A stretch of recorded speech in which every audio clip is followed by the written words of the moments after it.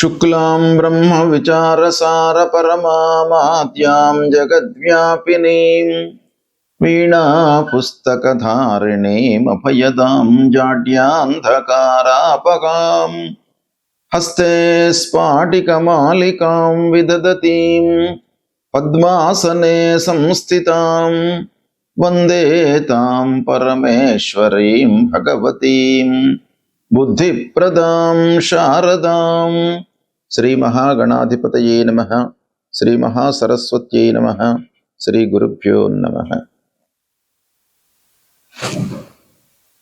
ద్వాదశ రాసుల వారికి జూలై మాసంలో ప్రత్యేకంగా మహిళలకు గోచార ఫలితాలు ఎలా ఉన్నాయో తెలుసుకుందాం.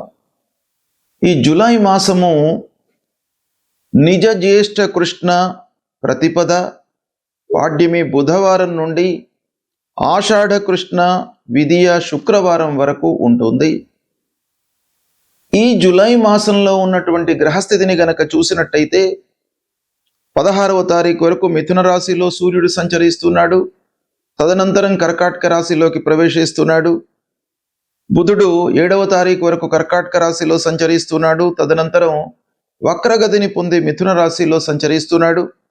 శుక్రుడు 4వ తారీఖు వరకు కర్కాటక రాశిలో సంచరిస్తున్నాడు. తదనంతరం సింహరాశిలో ప్రవేశించి మాసాంతం కూడాను సింహరాశిలో ఉంటున్నాడు. కుజుడు నెల మొత్తం కూడాను వృషభ రాశిలో సంచరిస్తున్నాడు. గురువు ఈ నెల మొత్తం కూడాను కర్కాటక రాశిలో ఉచ్చస్థుడై సంచరిస్తున్నాడు. శని ఈ నెల మొత్తం కూడాను మీనరాశిలో సంచరిస్తున్నాడు. రాహువు కుంభరాశిలో సంచరిస్తున్నాడు. కేతువు సింహరాశిలో సంచరిస్తున్నాడు. ఈ విధంగా గ్రహస్థితి ఉంది. అయితే ఈ గ్రహస్థితిని ఆధారంగా చేసుకొని చూసినట్టయితే ద్వాదశ రాసులు అంటే ఈ 12 రాసులలో జన్మించినటువంటి స్త్రీలకు ముఖ్యంగా గోచార ఫలితము అంటే వాళ్ళు జన్మించినటువంటి సమయంలో చంద్రుడు ఉన్నటువంటి రాశి ఆధారంగా ప్రస్తుతము గ్రహస్థితులు ఏ ఏ స్థానాలలో సంచరిస్తున్నాయి, వాటి యొక్క ప్రభావం ఎలా ఉంటుంది అనేటువంటి విషయాన్ని మనము విశ్లేషించి తెలుసుకుందాం. కన్యా రాశి వారికి ముఖ్యంగా కన్యా రాశిలో జన్మించినటువంటి స్త్రీలకు ఈ జూలై మాసంలో గోచార ఫలితాలు ఎలా ఉన్నాయో తెలుసుకుందాం. ఈ జూలై మాసంలో 16వ తారీఖు వరకు దశమ స్థానంలో సూర్యుడు అనుకూలంగా ఉన్నాడు. తదనంతరం ఏకాదశ స్థానంలోకి ప్రవేశిస్తున్నాడు. అది కూడాను అనుకూలమైనటువంటి సంచారం. కుజుడు 9వ స్థానంలో సంచరిస్తున్నాడు, ప్రతికూలం. బుధుడు 11వ స్థానం, తదనంతరం వక్రరీత్యా దశమంలోకి వస్తున్నాడు, అనుకూలంగా ఉన్నాడు. గురువు ఏకాదశ స్థానంలో చాలా అనుకూలమైనటువంటి స్థితి లోపల ఉన్నాడు. శుక్రుడు 11వ స్థానం, తదనంతరం 12వ స్థానంలోకి వస్తున్నాడు, అనుకూలంగా ఉన్నాడు. శని 7వ స్థానంలో ప్రతికూలం. రాహు 6వ స్థానంలో అనుకూలం. కేతువు ద్వాదశ స్థానంలో ప్రతికూలంగా ఉన్నారు. ఈ విధంగా సంచారము స్థానాలు ఉన్నాయి. అయితే వీటిని దృష్టిలో పెట్టుకున్నట్టయితే కన్యా రాశిలో జన్మించినటువంటి మహిళలకు ఈ మాసం బాగా కలిసి వస్తుంది. ఓవరాల్గా అన్ని గ్రహాలను కూడాను దృష్టిలో పెట్టుకొని మనం నెట్ ఎఫెక్ట్ చూసినట్టయితే కన్యా రాశి వారికి ఈ మాసం అనుకూలమైనటువంటి ఫలితాలతో శుభప్రదంగా సంతోషంగా మీరు ఉండేటువంటి అవకాశాలు 80% కనబడుతున్నాయి. ముఖ్యంగా ఏకాదశ స్థానంలో గురువు లాభస్థానంలో ఉన్నాడు. అందున ఉచ్చస్థితుడై ఉన్నాడు కాబట్టి చాలా పనులు నెరవేరేటువంటి అవకాశాలు ఉన్నాయి. మీరు అనుకున్నవి అనుకున్నట్టుగా కోరికలు బాగా మీరు సంతృప్తిగా వాటిని పూర్తి చేస్తారు. ఇక ఉద్యోగం చేస్తున్నటువంటి మహిళలకు ఈ మాసంలో ప్రమోషన్ లభించేటువంటి అవకాశం కనబడుతుంది. ప్రమోషను లభించడము లేదా ప్రమోషన్కు సంబంధించినటువంటి ఒక వాతావరణము ఏర్పడుతుంది.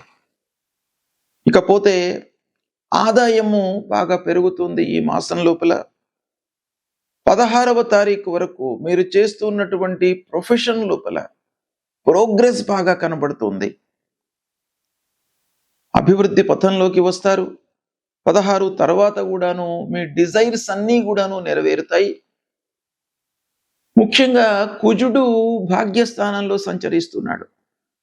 భాగ్యస్థానంలో ప్రతికూలమే అయినప్పటికీ మీ లోపల కొంత ధైర్యము, సాహసము, పని చేయాలి అనేటువంటి తపనను మీకు కలిగిస్తాడు కుజుడు. విదేశీ ప్రయాణాలకు అనుకూలమైనటువంటి సమయము. బుధుడు ముఖ్యంగా లాభస్థానంలో ఉన్నాడు. వ్యాపారస్తులకు బాగా కలిసి వస్తుంది. వ్యాపార విషయంలో ఒప్పందాలు కానివ్వండి, చర్చలకు కానివ్వండి ఆస్కారం బాగా ఉంది. తద్వారా మీరు వ్యాపారాన్ని విస్తరించడానికి కూడాను ఆలోచించే ప్రయత్నాలు చేస్తుంటారు. స్నేహితులు, మిత్రులు, బంధువులు, ఆత్మీయుల ద్వారా మీకు బాగా కలిసి వస్తుంది. దాంపత్యం లోపల అంటే మహిళలు భర్తతో కానివ్వండి, కుటుంబ పెద్దలతో కానివ్వండి, కొంత ఓపికతో, సహనంతో ఉండడము ఈ మాసంలో అవసరము. ఆరోగ్యంపై శ్రద్ధ చూపండి. సప్తమంలో శని ఉన్నాడు. దృష్టి జన్మ రాశి పైన ఉంది కాబట్టి అనవసరమైనటువంటి ఆలోచనలను పక్కన పెట్టేసేయండి.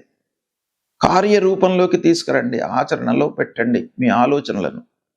ఇకపోతే రాహువు అనుకూలమైనటువంటి స్థానంలో ఉన్నాడు. పూర్వం ఉన్నటువంటి భయము, భ్రాంతి, ఆందోళన ఇలాంటి మానసికమైనటువంటి సమస్యలన్నీ కూడాను దూరమవుతాయి. ఒక సంతోషకరమైనటువంటి వాతావరణం ఈ మాసంలో మీకు గోచరిస్తుంది. పోటీ పరీక్షలలో విజయం సాధిస్తారు. ఇకపోతే మెడికల్ స్ట్రీమ్లో ఉన్నటువంటి వాళ్ళు, నర్సింగ్ చదువుతున్నటువంటి వాళ్ళు, ఫార్మాసిటికల్ ఎడ్యుకేషన్లో ఉన్నటువంటి వాళ్ళు, ఇలాంటి విద్యార్థులకు చాలా కలిసి వచ్చేటువంటి సమయము. ఓవరాల్గా మనకు చూసినట్టయితే వ్యాపారం బాగా కలిసి వస్తుంది. ఐటీ రంగంలో ఉన్నటువంటి మహిళలకు అనుకూలంగా ఉంది. వివాహ ప్రయత్నాలు అనుకూలిస్తాయి. సంతానం కొరకై ప్లానింగ్లో ఉన్నటువంటి వాళ్ళకు కూడాను సంతాన యోగం ఈ మాసంలో కనబడుతుంది.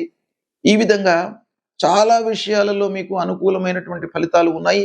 సద్వినియోగపరచుకోండి.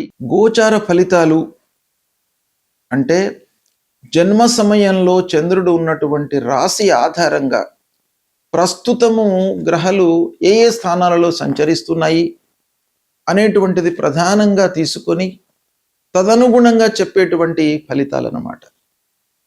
అయితే ఈ ఫలితాలు మనకు కొంతవరకు ఉపయోగపడతాయి.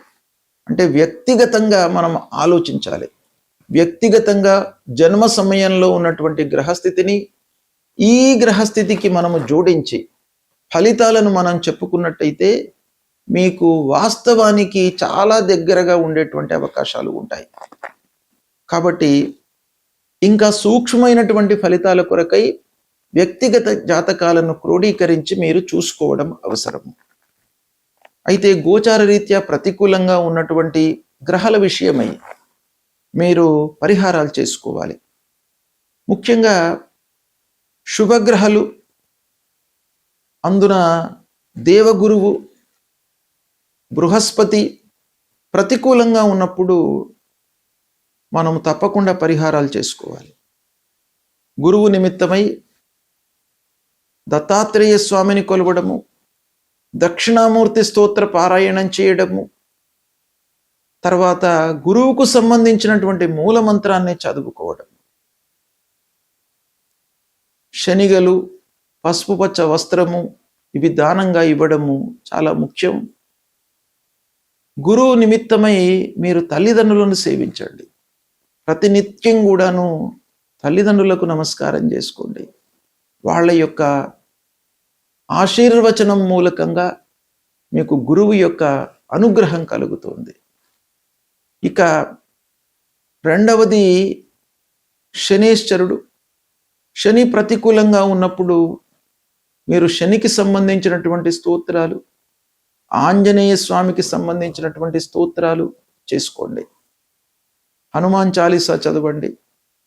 శనికి సంబంధించినటువంటి మూల మంత్రం నీలాంజన సమాభాసం రవిపుత్రం యమాగ్రజం ఛాయా మార్తాండ సంభూతం తం నమామి శనైశ్చరం అనేటువంటి ఈ మూల మంత్రాన్ని ప్రతినిత్యం కూడాను చదువుకోండి. నల్లని నువ్వులు, నల్లటి వస్త్రము, ఇనుప ముక్క, నువ్వుల నూనె ఇది దానంగా ఇవ్వండి. శనైశ్చరుడికి నువ్వుల నూనెతో అభిషేకం చేయండి. ముఖ్యంగా ఏలినాడు శని రన్ అవుతున్నటువంటి వాళ్ళు, అష్టమ శని, అర్ధాష్టమ శని ఉన్నటువంటి వాళ్ళు తప్పకుండా ఈ తైలాభిషేకం చేసుకోండి. తర్వాత రాహువు, కేతువు ఈ గ్రహాలు కూడాను ప్రధానంగా మనకు ఫలితాలపై ప్రభావం చూపిస్తాయి గనక రాహు కేతుల నిమిత్తమై అమ్మవారిని పూజించండి, దుర్గామాతను పూజించండి. కేతువు నిమిత్తమై గణపతిని స్మరించండి, నిత్యము గణపతి దేవాలయానికి వెళ్ళండి, అమ్మవారి దేవాలయానికి వెళ్ళండి. ఇక ప్రధానమైనటువంటి గ్రహము సూర్యుడు. మీకు ఆరోగ్యాన్ని, శారీరక సౌఖ్యాన్ని, మానసిక రుగ్మతలు లేకుండా మిమ్మల్ని కాపాడేటువంటి గ్రహము సూర్యగ్రహము. కాబట్టి సూర్యుడికి మీరు ప్రతినిత్యం కూడాను సూర్య నమస్కారాలు చేయండి. 12 సార్లు సూర్యుడిని నమస్కారం చేసుకోండి, భూమికి నమస్కారం చేయండి. సూర్యుడికి వీలైతే అర్ఘ్య ప్రదానం చేయండి. సూర్యుడి మూలకంగా మీకు ఆరోగ్యము కలుగుతుంది. ఆరోగ్య ప్రదాత సూర్యుడు. ఆరోగ్యం ఉంటే అన్నీ ఉన్నట్టే. ఆరోగ్యమే మహాభాగ్యం. కాబట్టి ఆరోగ్యాన్ని మీరు కాపాడుకోవడానికై సూర్య నమస్కారాలు చేయండి, ఆదిత్య హృదయ పారాయణం చేయండి ప్రతినిత్యం కూడాను. గాయత్రి మంత్రాన్ని మీరు జపించండి. ఇవి చేసినట్టయితే మీకు గ్రహాల మూలకంగా, ఆ గ్రహాలు సంచరిస్తున్నటువంటి అరిష్ట స్థానాలు అంటే దుష్ట స్థానాల మూలకంగా జనించేటువంటి అరిష్ట ఫలితాల నుండి మిమ్మల్ని ఈ పరిహార మూలకంగా భగవంతుడు మిమ్మల్ని కాపాడుతాడు. ఇవి చేయండి, తప్పకుండా మీకు మంచి ఫలితాలు కలుగుతాయి. శుభం.